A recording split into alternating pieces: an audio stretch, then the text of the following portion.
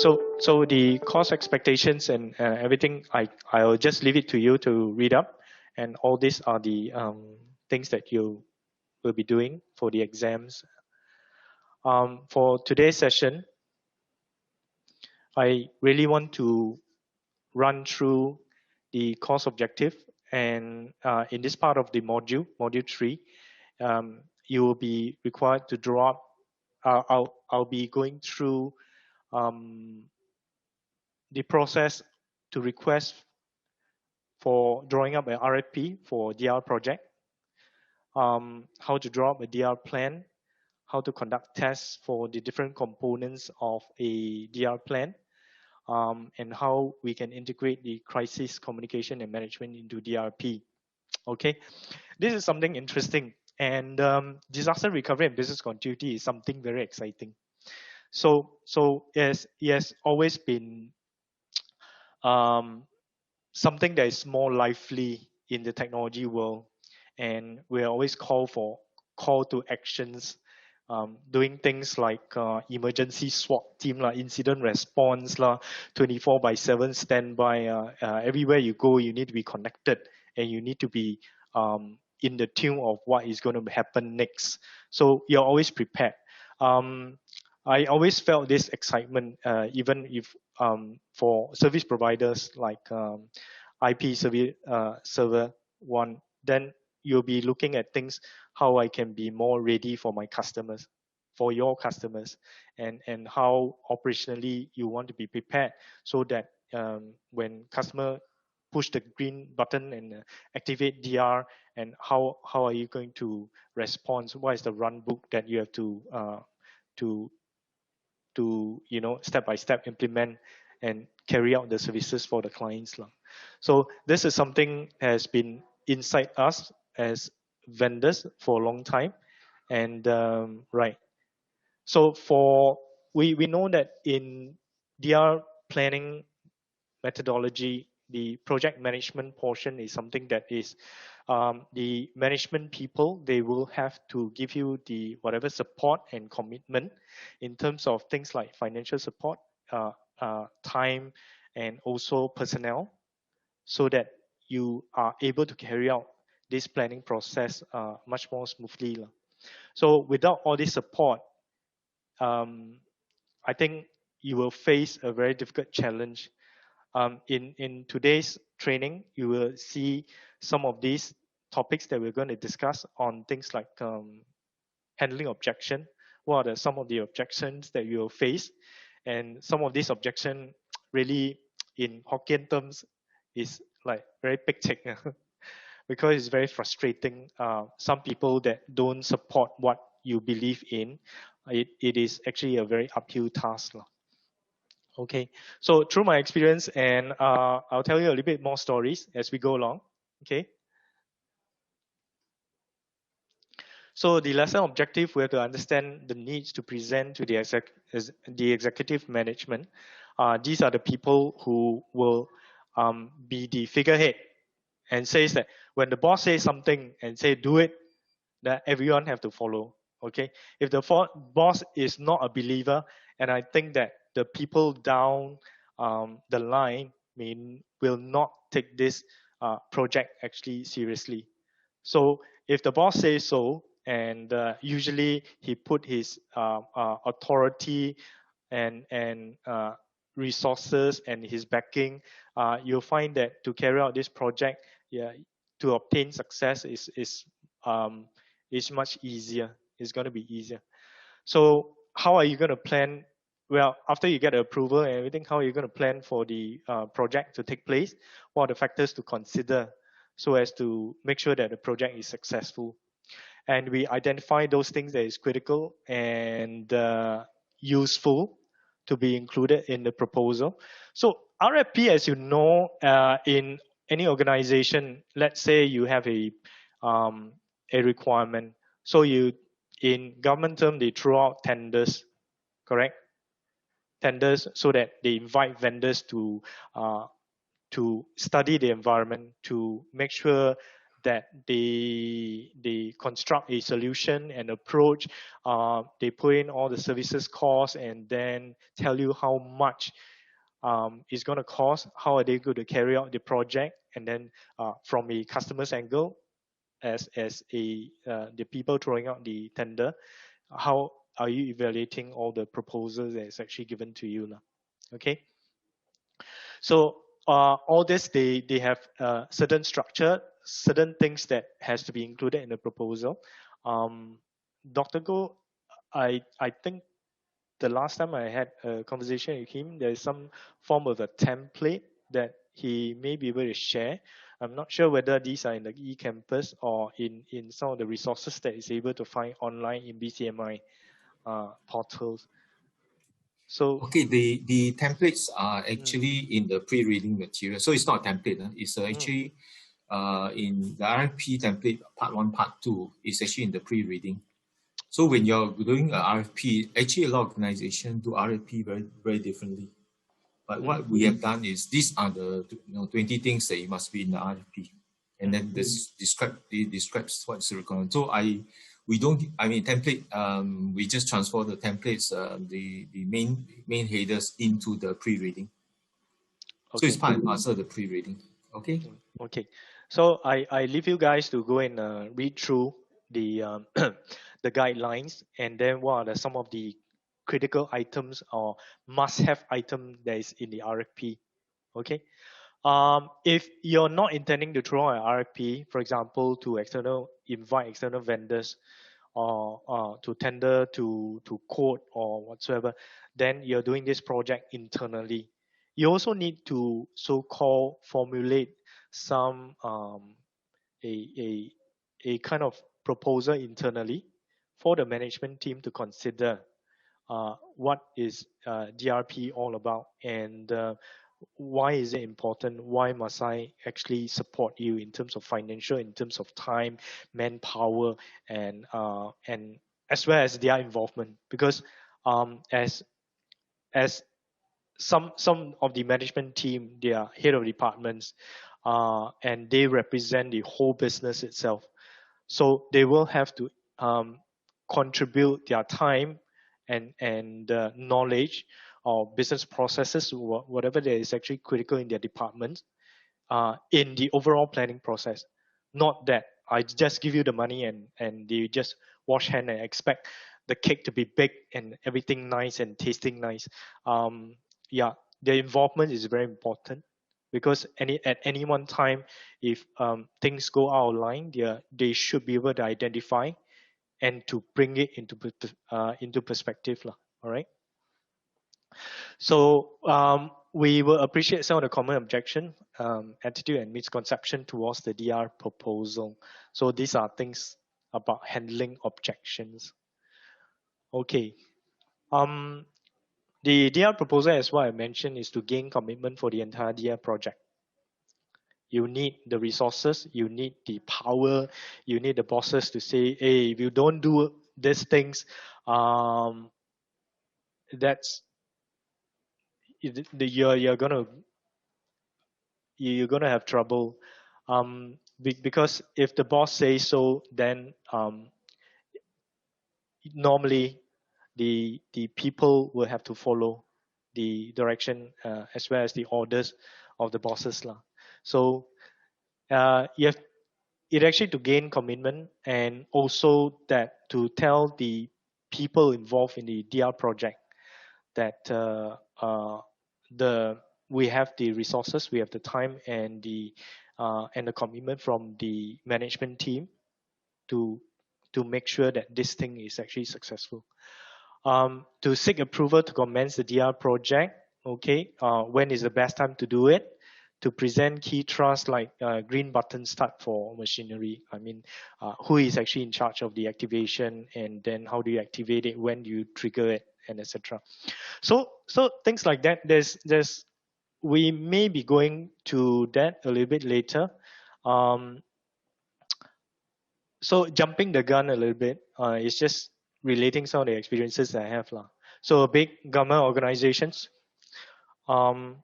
they have a business operation, a service desk, But in case some of the technical components actually fails, they want to be able to respond effectively. So if the things like there's a queue display that says, okay, now serving which customer at which queue and all this. If this thing fails, how? Yes, it's going to be messy.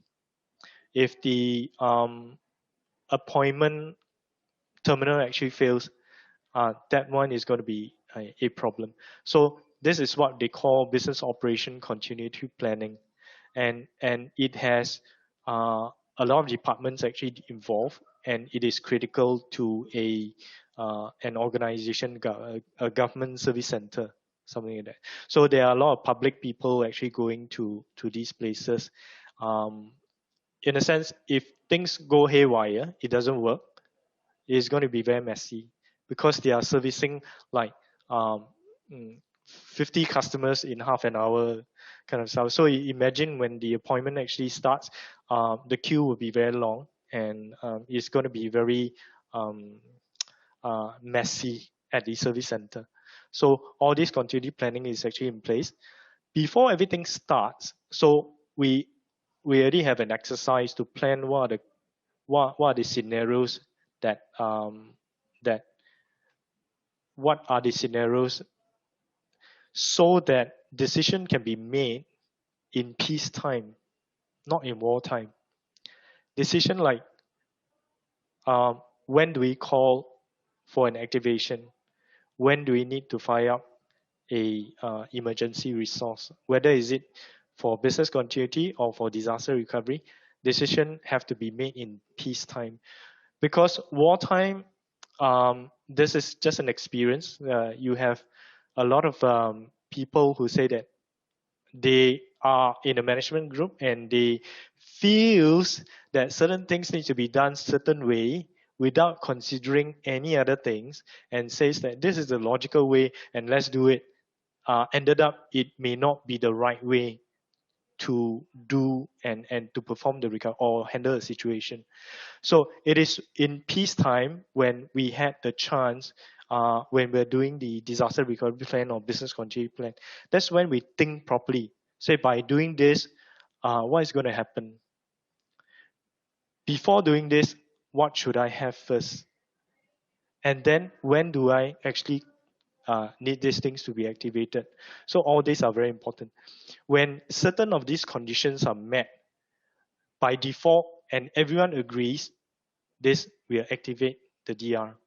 So there is actually a decision matrix that we use, and we document this down so that so much so that when there's no one to make the decision in emergency time, just refer to this decision matrix and make sure that everything you are able to justify why you are able, why you actually recommend to do the activation.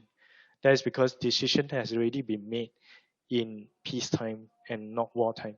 The only thing that may change is that a certain situation might change that calls for a deeper kind of observation before you trigger off an emergency preparedness action plan.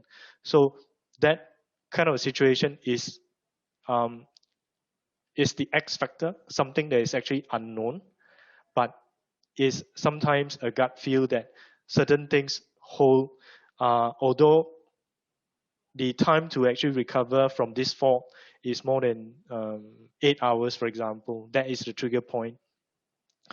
But I suspect that the situation will be coming back in 4 hours. So let's observe first and then see how it goes.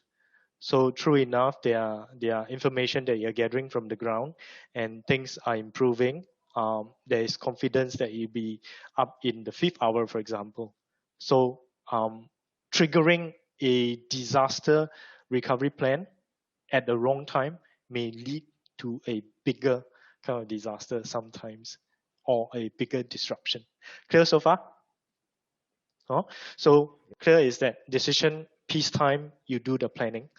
Wartime, that's when you, based on the decision that is actually made to activate or to hold and to observe a certain situation. My very trigger happy, everything just fire out a disaster recovery. If you outsource this service to service provider, every time you activate a disaster, there are certain financial charges now, of course, like 3,000, 5,000, 10,000, some 20,000 also, because they, as a service provider, we have to stop all works and make sure that all our personal resource drop all our work and come back to office to prepare for the client to come over to help them in their disaster, to prepare the machine, get ready the environment, do the telecom line swing, get the security clearance, and etc. etc. So there's a lot of work to be done. So all these are not free, lah, right? So in such aspect, yes, that's basically, I hope I share some information with you on that. So to set up the project, we have to identify the possible options and approaches, like whether we're going to in-source, outsource, and etc. Obtain useful information to include in the proposal. Especially when you're calling out a RFP and throwing out a tender or invitation to quote, you need to tell people what's the things that you're trying to achieve. If it has already been decided, for example, your recovery time objective or your recovery point objective. I hope you know all this terminology well. The maximum time that you are able to, that system is able to be down, or and the maximum amount of data you are able to lose. For example, that's the recovery point objective. So if all this has been defined, then you can actually include this in the proposal. You have to give a little bit of background in your current environment, what you're trying to achieve, and with more information, the vendor or the people that is actually attending to the proposal will be able to propose something that is more relevant and that meets your objectives. Okay. So things like sharing of information. So this is not in the course material, but I urge you just note this down. Before sharing information with vendors or with external parties, NDA is very important, non-disclosure agreement and confidentiality agreement. So once you sign that ready, that that you are able to share more detailed information with the vendors, and all this information will be kept safe and confidential. So things like network diagram, your system information, your operational processes, your RTO, RPO, and etc. So all this have to be shared with the vendor for them to come up with anything useful, a DR solution for you. Okay. So those are the information that you need to collect. Your system information, how much disk space you use, what is the communication line that you have, your internet line, and etc. Okay. So the details, I think if you have, you can always refer to some publicly available guidelines also to help you in this kind of preparation.